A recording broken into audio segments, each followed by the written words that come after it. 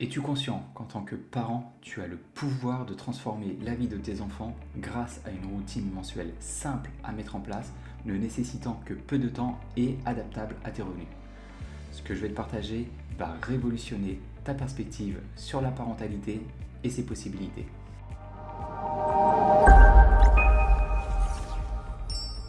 Salut, c'est Max, bienvenue sur la chaîne. Alors cette vidéo s'adresse principalement aux parents et aux futurs parents qui vont pouvoir avoir un impact direct sur l'avenir de leurs enfants.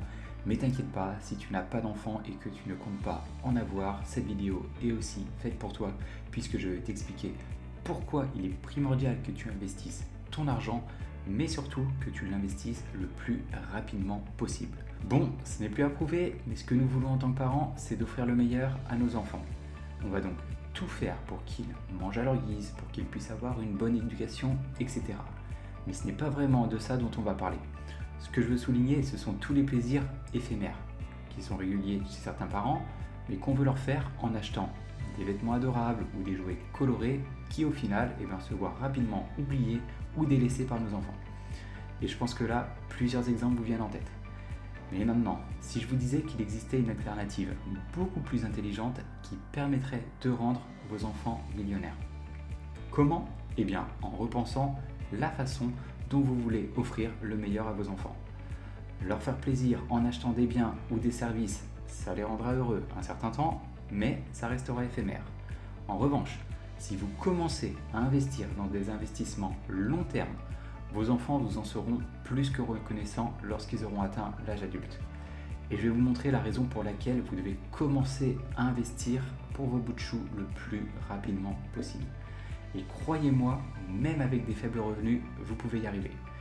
Je vais vous illustrer tout ça à l'aide d'une calculatrice que vous pourrez retrouver en description. Comme ça, vous pourrez jouer avec les paramètres en fonction de votre situation. On se retrouve ici sur notre calculatrice d'intérêt composé. J'imagine qu'après avoir entendu ce petit speech, tu t'es posé des questions et tu commences à dire bon, au lieu d'acheter des biens ou des services à mes enfants, je vais utiliser tout ou partie pour les placer sur un livret A. Alors oui, le livret A va te permettre de garantir ton fonds. C'est-à-dire que si tu déposes, 5 000 € par exemple, tu es garanti de les récupérer dans plusieurs années. Cependant, le problème du livret A, c'est que c'est un livret qui est en fait indexé sur l'inflation. C'est-à-dire que son taux, en fonction de l'inflation, va augmenter ou diminuer régulièrement. Et le problème, c'est que généralement, en fait, ce taux, il est relativement faible. C'est-à-dire que si tu places de l'argent actuellement, même dans plusieurs années, dans plusieurs dizaines, vingtaines, trentaines d'années, l'argent que tu vas récupérer sera très peu différent de l'argent que tu avais déposé, parce que justement, les rendements sont très faibles. Je vais te montrer ici l'historique des taux du livret A depuis les années 2000. Comme on peut le voir ici, voilà, on est aux alentours ici des 3%, 2, on était monté à 4, 1 et quelques, 2, etc. Là, on avait baissé sous la barre des 1% pour atteindre les 0,5 et cette année-là, on est aux alentours des 3%. Donc, comme tu peux le voir, on est généralement autour des 2% pour le livret A. On va utiliser du coup notre calculatrice et je vais te montrer à quel point en fait ces 2%, ça représente pas forcément grand-chose. En gros, pour voir ce que tu vas pouvoir gagner grâce aux intérêts composés, on va pouvoir jouer sur 3 facteurs. Le premier, ça va être l'argent que tu vas placer, que ça soit ton placement initial ou tous les versements réguliers que tu vas pouvoir faire au fil du temps, comme tu veux, chaque semaine, chaque mois, chaque année, etc. Ensuite, le deuxième facteur qui va jouer, ça va être le taux d'intérêt. Tu vas le comprendre que plus le taux d'intérêt est élevé, plus ça te permettra en fait de gagner d'argent. Et ensuite, le troisième facteur, c'est le temps. Puisqu'on agit ici sur des intérêts composés, en fait, les intérêts ne sont pas calculés sur le capital initial, mais sur le capital, composé. Et du coup, plus ton argent grossit, plus tu vas gagner d'intérêts dessus, etc. Donc, ça va être vraiment les 3 facteurs les plus importants. Mais s'il fallait en retenir qu'un, c'est principalement en fait le temps qui va jouer énormément. Donc, on va prendre par exemple comme exemple. Donc, ton enfant vient tout juste de naître. Tu décides de placer à sa naissance 500 € sur un livret A. Bon, comme on a vu, le taux était aux alentours des 2-3%. On va mettre 2,5. Ensuite, toi, tu aurais eu l'habitude, de mettre, tous les mois, que ça soit entre, des vêtements ou des jouets que tu aurais pu lui acheter, tu en aurais eu pour 50 € par mois, par exemple.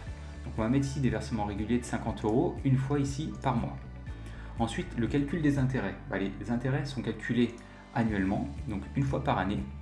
Et en horizon de placement, ici, on va mettre 18 ans. On va calculer et ça va te donner en gros ce que ça t'aurait rapporté en fait ce placement sur un livret A. Donc, voilà, 500 €, des versements réguliers une fois par mois de 50 € avec un taux d'intérêt de 2,5% calculé une fois par année à ses 18 ans. Ton enfant aurait sur son compte, donc sur son livret A, 14 364 €. Maintenant, tu vas voir à quel point le temps est bénéfique. Ton enfant, il décide non pas de le récupérer à 18 ans, mais il se dit, de toute façon, cet argent, hop, on va le laisser continuer à travailler, et je voudrais le récupérer qu'à la retraite. Bon, on peut aller ici que jusqu'à 60 ans, mais on imagine que la retraite est à 60 ans. On recalcule, et là, regardez ce que ça vous donne. Ça vous donne ici 84 000 €. Et les intérêts, eux, correspondent à 48 000 €. C'est-à-dire qu'il y a 48 000 € qui viennent non pas de vous, ce que vous aurez investi, mais uniquement des intérêts réalisés par ce placement du livret A.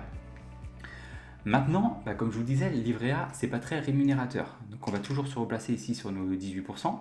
Et à la place du livret A, vous allez décider en fait d'investir donc ces 500 € initiales et ces 50 € une fois par mois sur un placement boursier. Typiquement, un placement boursier qui peut être relativement pas mal, c'est un ETF. Un des grands investisseurs de tous les temps qui s'appelle Warren Buffett, lui conseille à la majorité des personnes en fait d'investir sur un ETF S&P 500. Donc le S&P 500, c'est l'indice américain, donc qui regroupe les 500 plus grosses entreprises américaines, et son rendement moyen annualisé, il est de 9 à 10% par an. Donc là, on va mettre 9% par an et on met toujours ces mêmes conditions. 500 € d'investis initialement, puis 50 € investis tous les mois. À 18 ans, donc là on était à 14 000 €, rappelez-vous, pour le livret A. Si là vous le placez en bourse, déjà vous faites un x2, vous êtes à 28 000 €. Donc là franchement ça commence déjà à parler. Maintenant, si encore une fois votre enfant ne souhaite pas récupérer son argent dès 18 ans, mais continue à le laisser travailler jusqu'à ses 60 ans, et bien là de ces 28 000 €, il en aura, regardez bien, 1 302 000 €. Et ça, c'est uniquement des maths, honnêtement. Je ne vais pas vous le cacher, ces rendements de 9% annualisés, c'est ce qu'a réussi à faire le S&P 500 depuis que l'indice est créé. Cependant, il est très important de bien comprendre que les taux réalisés dans le passé ne présagent en rien des taux futurs.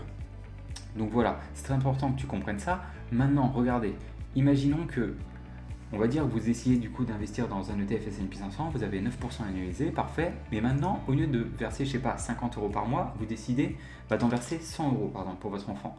Et vous allez voir qu'au final, ces 1 302 000 vont eux se transformer en 2 516 000.